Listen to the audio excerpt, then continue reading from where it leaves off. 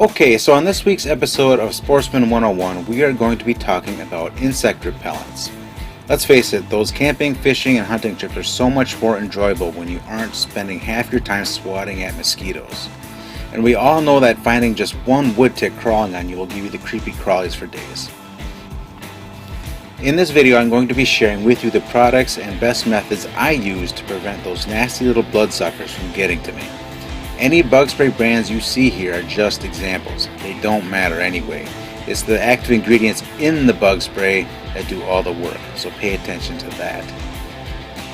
Now this is all based on my experience of tromping through the north woods of Minnesota year after year. I haven't tried all the methods of mosquito and tick prevention, so I do want to hear about your successes too. Feel free to share them in the comments below. It's hard to make a video like this and not talk about DEET.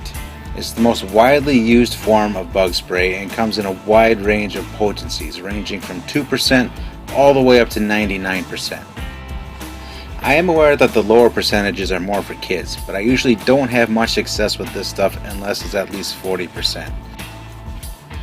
40% gets you no bug bites, but those mosquitoes will still buzz in your ears and annoy the hell out of you, and some will even briefly land. So for me, DEET is kind of a last resort for mosquitoes. There's other stuff out there that works better for me, and I'll be getting to that in a minute. Spraying that 40% plus DEET on your pants and boots, however, will cause ticks to drop off when they sense it, so I often do that.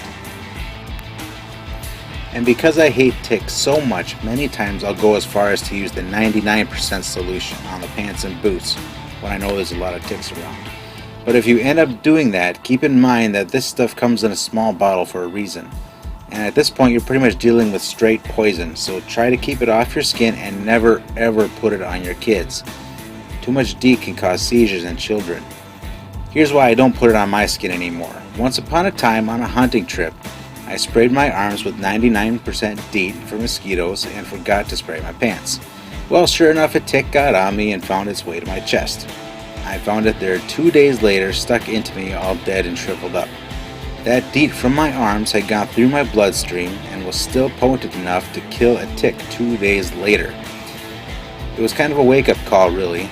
Just do yourself a favor and keep the really potent stuff to your clothing. The next repellent I use is Precariat spray. My wife bought this a few years back for the kids because it's considered non-toxic. I ended up switching over to it because it works so well. Not only is it non-toxic, but it doesn't stink like DEET does. It has more of a sweet smell instead, even though it doesn't taste any better. This stuff works on all the little nasties. Mosquitoes, flies, chiggers. It supposedly works on ticks too, but I don't really know how effectively because I still use DEET on my pants and boots. I don't want to mess with success. I'm not sure exactly how Precariat works, but from what I've read, it makes it so that the bloodsuckers can't really see you. Instead, you're just another part of the scenery, and because of that, you don't have mosquitoes hovering around your ears or anything. Major win. So my favorite combination of repellents when I'm out and about is 40% DEET or higher on my pants and boots, and Precariat on the upper body. If you haven't tried it, give it a go. You can thank me later. Now I also want to talk about the Thermos here because it's definitely an honorable mention in my book and has an awful lot of good uses. At first when I heard about it, I thought it was some sort of gimmick, but it had really good reviews, so I wanted to give it a try. The Thermos works differently. It's not something that's applied to skin or clothing. It works with a butane cartridge that when lit, heats up a metal plate, which in turn heats up an insert made from an extract of some plant that mosquitoes don't like. The smoke it emits drives the pests away. I ended up being very impressed by it. It works extremely well on mosquitoes and flies. Unfortunately, it does not affect ticks. As well as it works, it does have its limitations. Because this repellent is in a smoke form, it works best when stationary. The maker of Thermos advertises something like a 15-foot bubble of protection, and I'm sure it does, under the right conditions. The slightest breeze can shrink that bubble down to a few feet in no time. Regardless, I have had huge success using a Thermos in duck blinds, box stands, tents, and pop-up blinds. And you know those clouds of mosquitoes that eat you alive when you're fishing off the dock in the evening?